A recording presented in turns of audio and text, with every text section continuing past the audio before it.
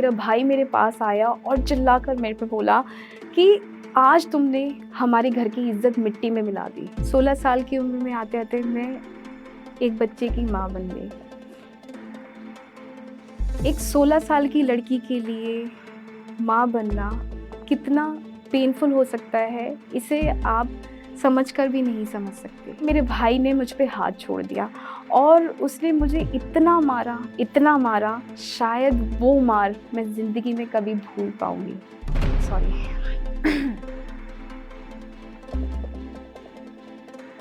1 minute का gap लें। नमस्कार, मेरा नाम काजल उपाध्याय है। मेरा जन्म दिल्ली में हुआ।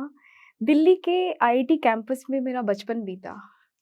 अभी बचपन पूरा बीता भी नहीं था कि अचानक से मेरे साथ कुछ ऐसा हुआ जिसने मेरी ज़िंदगी को ही बदल कर रख दिया। अचानक से एक दिन मेरे पिता को एक अटैक आया और जिसके कारण उनकी पूरी बॉडी कोमा में चली गई। जब उनको होश आया तो डॉक्टर्स ने बताया कि वो अब ज़्यादा रिकवर नहीं कर पाएँगे, तो इसलिए उनसे अब ज़्यादा उम्मीद मत कीजिएगा। फिर आई समाज के कुछ बुद्धिजीवियों की बारी, जिन्होंने मेरी माँ को ये समझाया कि ना आपकी इकलौती बेटी है, तो आप एक काम करो, उसके हाथ पीले कर दो, उसकी शादी कर दो, जिससे आपकी ज़िम्मेदारी कम हो जाएगी। क्योंकि हमारे हिंदू समाज में ये माना जाता है कि अगर कोई पिता अगर कोई पिता जीते जी अपनी बेटी का कन्यादान किए बगैर इस दुनिया को छोड़कर चला जाता है, तो उसका जीवन कभी सफल नहीं माना जाता। ये ना सोचते हुए कि उनकी बेटी की उम्र क्या है, ये ना सोचते हुए कि उनकी बेटी क्या शादी लायक है। उस समय मेरी उम्र लगभग 14 साल की थी। पर मेरे बचपन के बारे में ना सोचते हुए, मेरी खुशियों के बारे में ना सोचते हुए मेरी माँ ने मेरी शादी करने की सोच ली। उन्होंने एक बार भी ये नहीं सोचा कि मैं जो अपनी बेटी के साथ करने जा रही हूँ, क्या वो उसके लिए सही है? क्योंकि वो मुझसे मेरा बचपन छीन रहे थे, वो मेरी मुझसे वो किताबें छीन रहे थे, मेरा स्कूल छीन रहे थे, मेरे दोस्त छीन रहे थे। पर उन्होंने मेरे बारे में ना सोचते हुए समाज के बारे में सोचा और उन्होंने मेरी शादी करने का फैसला ले लिया। शादी इतनी जल्दबाजी में की गई कि मुझे लगा मानो मैं कोई सपना देख रही हूँ। क्योंकि मुझे मुझे पता भी नहीं चला कि मेरे साथ हो क्या रहा है। बहरहाल शादी हुई और शादी के कुछ महीनों बाद ही मेरे फादर मुझे छोड़कर चले गए। ये दुःख मेरे लिए बहुत बड़ा था और इस दुःख को सहन करना मेरे लिए आसान नहीं था। पर कहते हैं ना कि ज़िंदगी किसी के लिए नहीं रुकती, ज़िंदगी आगे बढ़ती है। मैं भी इसी तरह से इस चीज़ों को भूलकर ज़िंदगी में आगे बढ़ी और जैसे एक लड़की अपने पुराने घर को छोड़कर, अपने मायके छोड़कर नए परिवार में जाती है, उसी तरह से मैं भी अपने नए परिवार में गई और नए परिवार में जिस तरह सब लोग एक लड़की से ये उम्मीद करते हैं कि वो अपने नए परिवार में जाके सारी ज़िम्मेदारियों को सँभालेगी, उनके वंश को आगे बढ़ाएगी, तो इस बार भी मेरे साथ मुझसे ये उम्मीद की जाने लगी कि मैं उनके वंश को आगे बढ़ाऊँगी। लेकिन इस बार भी मेरे परिवार ने और इस समाज ने ये नहीं सोचा कि वो अपनी बहू से जिस चीज़ों की उम्मीद करने जा रहे हैं, जो वो उम्मीद कर रहे हैं कि उनकी बहू इस वंश को आगे बढ़ाएगी, तो क्या उनकी बहू उस उम्र में है कि वो एक माँ बनने के लायक है? मैं तो पढ़ना चाहती थी, आगे बढ़ना चाहती थी, लेकिन इस लड़ाई में मैं हार गई, मेरा परिवार जीत गया। 16 साल की उम्र में आते-आते मैं एक बच्चे की माँ बन गई। एक 16 साल की लड़की के लिए माँ बनना कितना पेनफुल हो सकता है, इसे आप समझकर भी नहीं समझ सकते। जो दर्द मैंने झेला उस वक़्त, उस दर्द को मैं ही जानती हूँ। अभी वो दर्द मैं भूली भी नहीं थी कि 17 साल की उम्र में आते-आते मैं दूसरे बच्चे की माँ बन गई। उस वक़्त तक मेरे सारे सपने ख़त्म हो चुके थे। धीरे-धीरे बच्चे बड़े हुए, पढ़ना शुरू हुए, स्कूल जाना शुरू हुए, फिर ज़िंदगी धीरे-धीरे खिसकना शुरू हुई। मैं अपनी परिवार की ज़िम्मेदारियों में धीरे-धीरे व्यस्त हुई, लेकिन इसी बीच परिवार में जब भी परिवार के बीच में कोई मुद्दा होता था, कोई सलाह-मशवरा किया जाता था या फिर किसी बात से कोई कोई बात होती थी, बहस होती थी और उस बीच में मैं अपनी कोई बात कहने की कोशिश किया करती थी। तो होता क्या था कि जब भी मैं अपनी बात उनसे कहने की कोशिश किया करती थी, तो परिवार के लोग मुझे चुप करा दिया करते थे। मेरे पति मुझसे ये कहकर मुझे चुप करा दिया करते थे कि तुम जानती क्या हो, तुम बीच में मत बोला करो क्योंकि तुमसे ज़्यादा पढ़े-लिखे लोग हैं यहाँ पर। तो एक दिन तो मतलब हद ही हो गई।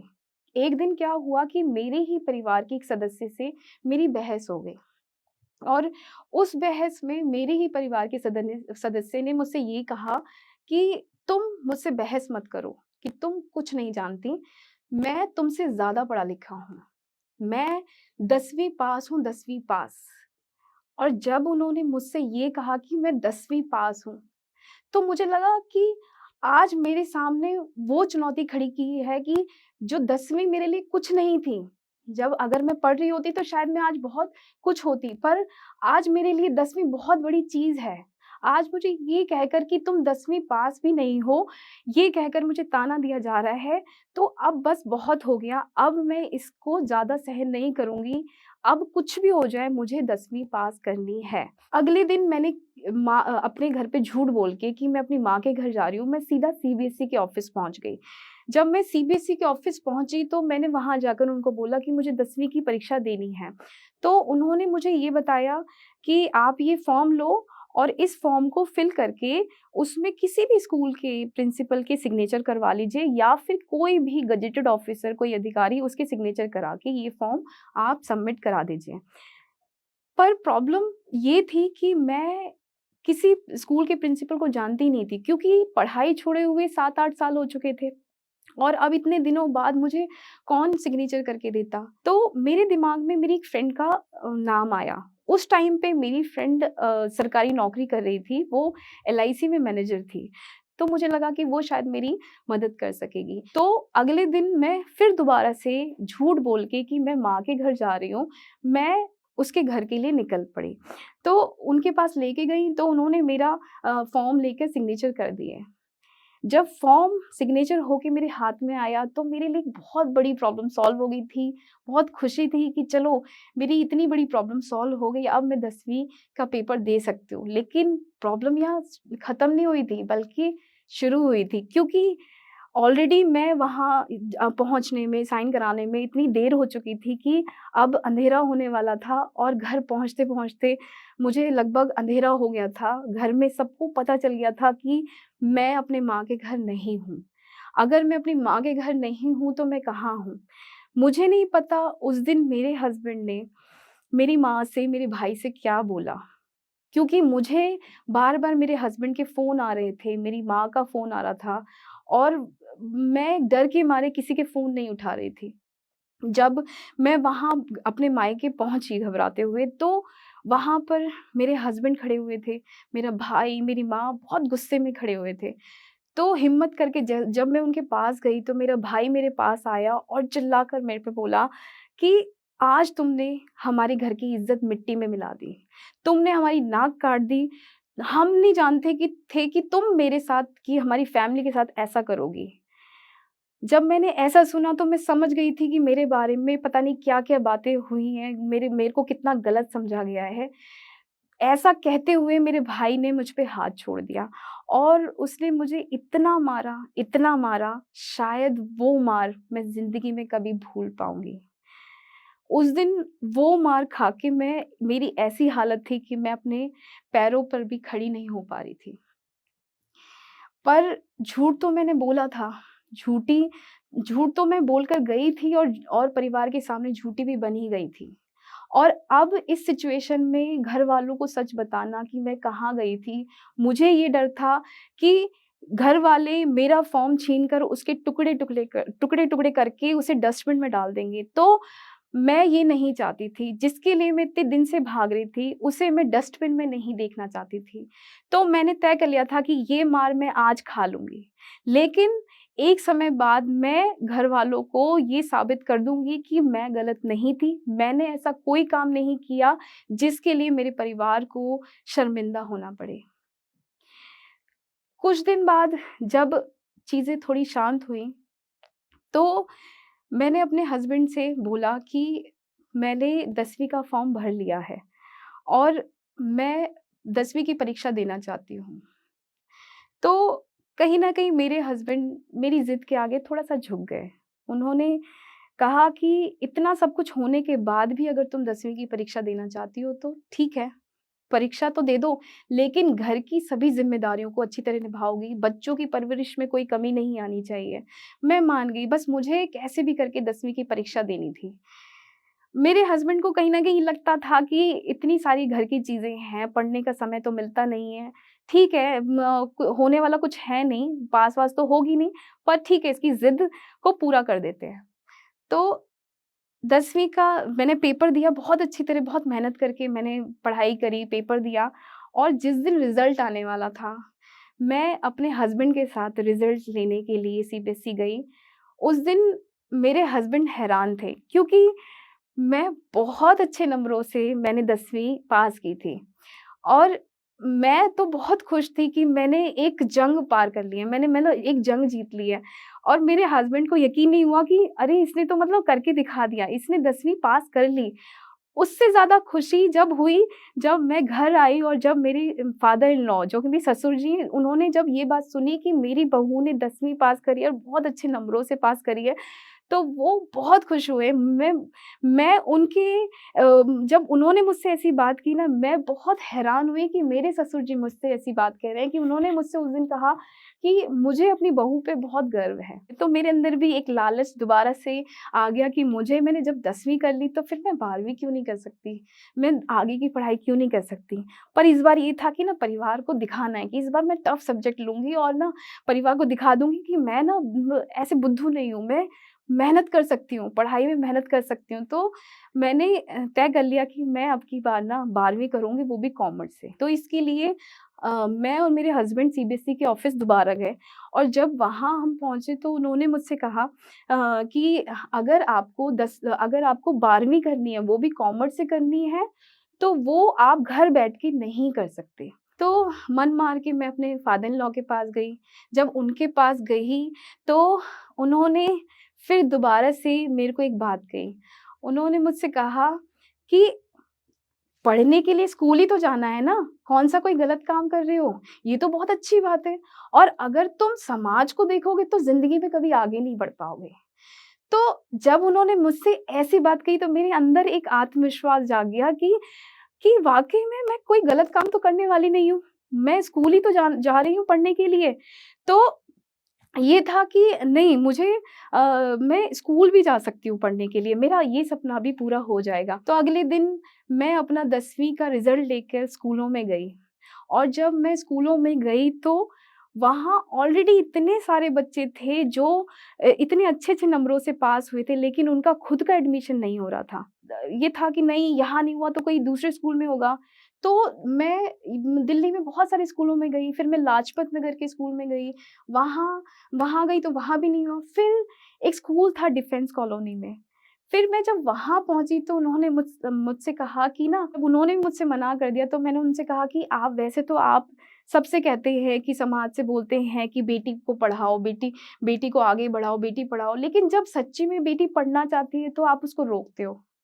मैं पढ़ना चाहती हूँ, मेरी शादी हो गई है, मेरे 2 बच्चे हैं और मैं पढ़ना चाहती हूँ तो आप मेरे को एडमिशन नहीं दे रहे। जब मैंने उनसे ऐसा कहा तो उन्होंने कहा कि चलो ठीक है, हम तुम्हारा एडमिशन ले लेंगे, लेकिन हमारी एक शर्त है कि तुम्हें एक एप्लीकेशन लिखनी होगी और उस एप्लीकेशन में लिखना होगा कि तुम्हारी उम्र क्या है, कि तुम्हारी उस समय मेरी उम्र लगभग 23 साल थी। तो उन्होंने बोला कि आप अपनी एक एप्लीकेशन लिखो, उसमें लिखो कि आपकी उम्र ये है, आपकी शादी हो रखी है, आप 2 बच्चों की माँ हैं और आप इस स्कूल में एडमिशन चाहते हैं और आप ये जाके दिल्ली के एजुकेशन डिपार्टमेंट जो कि डीओई है, तो वहाँ जाकर डिफेंस कॉलोनी में ही वो ऑफ़िस था, तो वहाँ जाकर आप वो सिग्नेचर करा के ले आओ। तो मुझे ये था कि सिग्नेचर ही तो कराना है, ठीक है, इसमें क्या दिक्कत है? कम से कम मुझे स्कूल तो मिल गया, मुझे स्कूल ने हाँ तो कर दी कि हम आपका एडमिशन ले लेंगे। तो मेरे साथ मेरी बेटी भी थी, तो मैं अपनी बेटी को लेकर डीओई के ऑफ़िस में पहुँच गई। जब मैं वहाँ पहुँची तो जैसा मतलब हमेशा से होता रहा है वहाँ वहाँ फिर दोबारा से मुझे बच्चों की भीड़ मिली, जो कि ऑलरेडी बहुत सारी प्रॉब्लम्स लेकर वहाँ खड़े थे। किसी का एडमिशन नहीं हो रहा था, किसी की कंपार्टमेंट आई थी, किसी को स्कूल मनचाहा स्कूल नहीं मिल रहा था। तो मैं भी उसी लाइन में जाकर खड़ी हो गई। जब मेरा नंबर आया, तो जब मैं अंदर गई तो मैंने देखा कि मेरे सामने एक महिला अधिकारी सामने बैठी हुई थी और जब मैंने उनको देखा तो मुझे बहुत खुशी हुई कि वो एक महिला हैं। तो मुझे लगा कि वो मेरी प्रॉब्लम तो समझेंगी और मुझे पक्का मेरे फॉर्म में सिग्नेचर मेरे एप्लीकेशन में सिग्नेचर करके मुझे एडमिशन के लिए अलाउ कर देंगी। लेकिन इसका उल्टा हुआ। जब मैंने उनको ये बताया, तो उन्होंने मुझसे कहा कि तुम जैसे बच्चों के लिए, तुम जैसे लोगों के लिए मैं एडमिशन नहीं दे सकती क्योंकि शादी से पहले तो तुम पढ़ते नहीं हो और शादी के बाद तुम पढ़ने के लिए इतने साल बाद आते हो। तुम्हारे जैसे लोगों की वजह से हमारे स्कूल के बच्चों की पढ़ाई खराब होती है। तुम हमारे स्कूल में एडमिशन लेके हमारे बच्चों से घर गृहस्थी की बातें करते हो और उनका पढ़ाई में इंटरेस्ट कम करते हो, जिसकी वजह से हमारे स्कूल का रिज़ल्ट खराब जाता है। तो मैं तुम्हारा एडमिशन तो बिल्कुल भी नहीं लूँगी। तो उन्होंने जब ऐसा कहा तो मेरे मन में बहुत ज़्यादा एकदम से दुःख हो गया कि मैं तो सोच रही थी वो शायद मेरी प्रॉब्लम समझेंगी, पर इसका उल्टा हुआ। बहरहाल मैं वहाँ से निकल गई और जब मैं नीचे उतरने लगी, तो जब मैं ग्राउंड फ्लोर में आई तो मैंने देखा कि वहाँ पर भी बहुत सारे रूम्स थे जहाँ पर बहुत सारे बच्चे खड़े थे और वो भी सारे बच्चे अपनी एप्लीकेशंस लेकर वहाँ सब बच्चे अपनी एप्लीकेशन लेकर पियोन को दे रहे थे। वहाँ उ उस टाइम पे मुझे लगा कि ये आखिरी दिन है, क्योंकि आज मेरे हस्बैंड ने बोल दिया था कि तुम इतने दिन से भाग रही हो, अगर आज एडमिशन नहीं होता तो तुम घर में रहोगी, घर में बच्चों की देखभाल करोगी और आर्ट्स से ही 12th करोगी। तो ये सोच के कि आज आखिरी दिन है, अगर आज नहीं हुआ, तो फिर मैं कॉमर्स से ज़िंदगी में कभी 12th नहीं कर सकती। तो मेरे दिमाग में एक बात आई, मैंने कहा आज चलो एक एक धोखा करके देखते हैं, एक चोरी करके देखते हैं। मैंने अपनी एप्लीकेशन ली और वो एप्लीकेशन मैंने उन बच्चों के साथ उस पियोन को दे दी और वो पियोन मेरी एप्लीकेशन लेकर उस रूम के अंदर चला गया। मुझे ये तो था कि सिग्नेचर नहीं भी हुए कोई बात नहीं, शायद ना हो क्योंकि पहले ही मना कर दिया है। तो थोड़ी देर बाद उसके बाद फिर से पियोन वापस आया आधे पौने घंटे के बाद और सारे बच्चों की एप्लीकेशंस लेके आया। सब बच्चों के सिग्नेचर्स हो चुके थे, सबको नाम बुला-बुला के वो एप्लीकेशंस दी जा रही थी, पर मेरा नाम नहीं बोला गया था। जब मेरा नाम नहीं बोला गया, तो मुझे पता था कि मेरे सिग्नेचर नहीं हुए होंगे क्योंकि मेरे को पहले ही मना कर दिया गया है, ये बात मैं जानती थी। तो मैं ये जानकर अपनी बेटी का हाथ पकड़ के वहाँ से निकलना शुरू हो गई। जैसे ही मैं 2 कदम आगे बढ़ी होंगी, तो मेरा नाम बुलाया गया कि काजल, कौन है काजल? तो जैसे ही मेरा नाम बुलाया गया, मैं दौड़ते हुए वहाँ पर गई और उन्होंने ये कहा कि ये लो अपनी एप्लीकेशन। जब मैंने अपनी एप्लीकेशन देखी, तो मैंने देखा कि उसमें सिग्नेचर हो रखे हैं, वहाँ पे डीओई की स्टैम्प लगी हुई है। तो जब मैंने देखा वहाँ पे, मुझे ये था कि मैं कोई बहुत दिन से बहुत रेस में कोई भाग रही हूँ और वो रेस आज पूरी हो गई है। मेरे पैरों में शक्ति नहीं थी कि मुझे ऐसा लग रहा था कि मैं थक के चूर हो गई हूँ। मेरे आँखों से आँसू टपकना शुरू हो गए थे। मेरी बेटी ऐसे खड़ी थी, जब मेरे आँखों से आँसू गिरना शुरू हुए तो मेरी बेटी ने कहा कि मम्मा आप रो क्यों रहे हो? पर अफ़सोस उस समय मैं उसको बता नहीं सकती थी कि मैं रो क्यों रही हूँ। वहाँ पर मुझे एक लाइन याद आई, किसी शायर ने बहुत अच्छे शब्द कहे हैं कि मंज़िलें तो मिल ही जाएँगी, भटकते ही सही, कि मंज़िलें तो मिल ही जाएँगी, भटकते ही सही, महरूम तो वो हैं जो घर से निकले ही नहीं। तो मैं वो लेटर लेकर बहुत खुशी-खुशी अपनी बेटी को लेकर स्कूल में गई और उनको वो लेटर दिया। जब उनको वो लेटर दिया तो मैंने ये बात उनको नहीं बताई कि मुझे डीओई के ऑफ़िस में मना कर दिया गया था। ये साइन मैंने चोरी से करवाए हैं, ये बात मैंने आज तक कभी नहीं किसी को बताई, बट इस मंच पर मैं यहाँ बता रही हूँ। तो जब मैंने उनको ये ये एप्लीकेशन दी तो उन्होंने कहा कि फिर कोई प्रॉब्लम नहीं है हमें, अब तुम्हारी प्रॉब्लम सॉल्व हो गई है और अब बस तुम्हारे लिए एक शर्त बची है कि तुम बस अगले दिन से स्कूल आओगी और तुम्हें हमारी सारी बातें माननी होंगी। तो मैं सारी बातें मानने के लिए तैयार थी, क्योंकि मुझे सबसे बड़ी चीज़ थी कि मुझे स्कूल मिल गया था, मुझे एडमिशन दे दिया गया था स्कूल में। मुझे मुझे पढ़ना था बस, मुझे एक आगे बढ़ना था कि मैं पढ़ना चाहती थी। पर किस्मत ने मुझे बहुत पलट के मेरे को कहाँ लाके खड़ा कर दिया था, ये मेरे लिए थोड़ा अफ़सोस की बात थी। फिर धीरे-धीरे करके मैं पढ़ने जाना शुरू हुई। प्रॉब्लम ये थी कि जिस दिन पहला दिन था मेरा स्कूल का और जिस दिन मैंने स्कूल ड्रेस पहन के 2 चुटिया बना के, स्कूल बैग पीछे टाँग के जब मैं घर से निकली, तो मुझे उस समाज के आगे निकलना था, जो समाज एक बहू को बहू की तरह देखना चाहता है। और उस समाज के आगे मैं स्कूल बैग टाँगे, यूनिफ़ॉर्म पहने निकल रही थी, तो लोग मुझे देख रहे थे और हँस रहे थे कि देखो इनकी बहू स्कूल जा रही है। मेरे घरवाले मुझ पर हँस रहे थे कि देखो ये स्कूल पढ़ने जा रही है। 2 बच्चों के बाद 2 बच्चों की उम्र है पढ़ने की और ये स्कूल पढ़ने के लिए स्कूल जा रही है। पर वहाँ पर भी मेरे ससुर जी ने हमेशा मेरा सहयोग दिया। वो आज मेरे बीच में नहीं हैं, वो इस दुनिया में नहीं हैं, लेकिन उनकी वजह से ही मैं आज इतनी पढ़ी-लिखी हूँ। आज मैं इस मुकाम पर हूँ कि मुझे अपने आप पे गर्व है। तो उन बातों को भी नज़रअंदाज़ करते हुए, उस शर्म को अंदर ही रखते हुए मैं स्कूल गई। अपने बच्चों को स्कूल छोड़ा करती थी और उसके बाद स्कूल जाया करती थी। और जब 11वीं का रिज़ल्ट आया, तो टीचर्स हैरान थे। मैं पूरी क्लास में सेकंड आई थी। तो जब मैं क्लास में सेकंड आई तो टीचर्स को यकीन हो गया था कि मैं नॉर्मल स्टूडेंट नहीं हूँ, मैं पढ़ती हूँ और बहुत अच्छी तरह मेहनत करती हूँ। तो उसके बाद ये था कि मेरी 12वीं की परीक्षाएँ आई, मैंने 12वीं में बहुत मेहनत की और जब 12वीं का पेपर मैंने दिया और उसके बाद उसका रिज़ल्ट आया तो इस बार भी मैंने सबको चौंका दिया था। मैंने 12वीं में भी बहुत अच्छे नंबर लेके आई, मैंने हिंदी में टॉप किया और पूरी क्लास में मैं फिर दोबारा से सेकंड आई। तो धीरे-धीरे करके टीचर्स को खुशी होनी शुरू हो गई, टीचर्स मेरी बातें करने लग गईं। कहीं न कहीं मुझे अंदर से होने लग गया कि हाँ, मेरी मेहनत सफल हो रही है।